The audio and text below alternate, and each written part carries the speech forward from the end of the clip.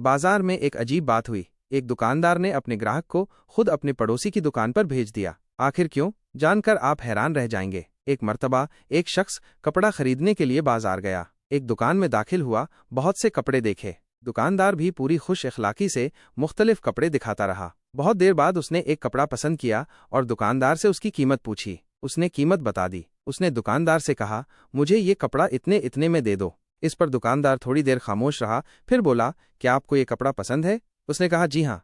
दुकानदार ने कहा, कीमत तो आपको ज्यादा नहीं लग रही है? उसने कहा, नहीं। दुकानदार ने कहा, अब आप मेरे बराबर वाली दुकान पर चले जाइए और वहां से ये कपड़ा बिल्कुल इसी कीमत में ले लीजिए। वो बड़ा हैरान हुआ कि आखिर ये मुझे दूसरी दुकान पर क्यों भेज रहा है। उसने दुकानदार से कहा, भाई साहब, मैं तो आपकी दुकान से खरीदने आया हूं, मैं उसकी दुकान पर क्यों जाऊं?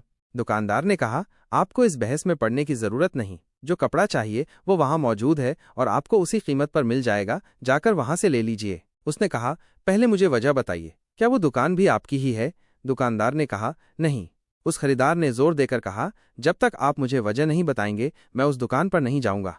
आखिरकार उसने तंग होकर कहा, आप बिला वजह बात लंबी कर रहे हैं। बात सिर्फ इतनी है कि मेरे पास सुबह से अब तक बहुत से ग्राहक आ चुके हैं और मुझे इतनी आमदनी हो चुकी है कि वो आज के दिन के लिए काफी है। लेकिन मैं देख रहा हूं कि मेरा पड़ोसी दुकानदार सुबह से खाली बैठा है, उसके पास कोई ग्राहक नहीं आया। इसलिए मैं चाहता हूं कि उसका भी कुछ फायदा हो जाए। आपके वहां जाने से उसका भला हो जाएगा और आपका इसमें कोई नुकसान भी नहीं है। प्यारे दोस्तों, देखा आपने इस दुकानदार ने कैसे अपने पड़ोसी दुकानदार का ख्याल रखा। उसे नफा पहुंचाने के लिए अपना ग्राहक उसके पास भेज दिया। इसलिए हमें भी चाहिए कि हम अपने पड़ोसियों का ख्याल रखें, उन्हें हमेशा नफा पहुंचाने की कोशिश करें, उनका कभी बुरा न चाहें और न ही कभी उन्हें नुकसान पहुंचाएं।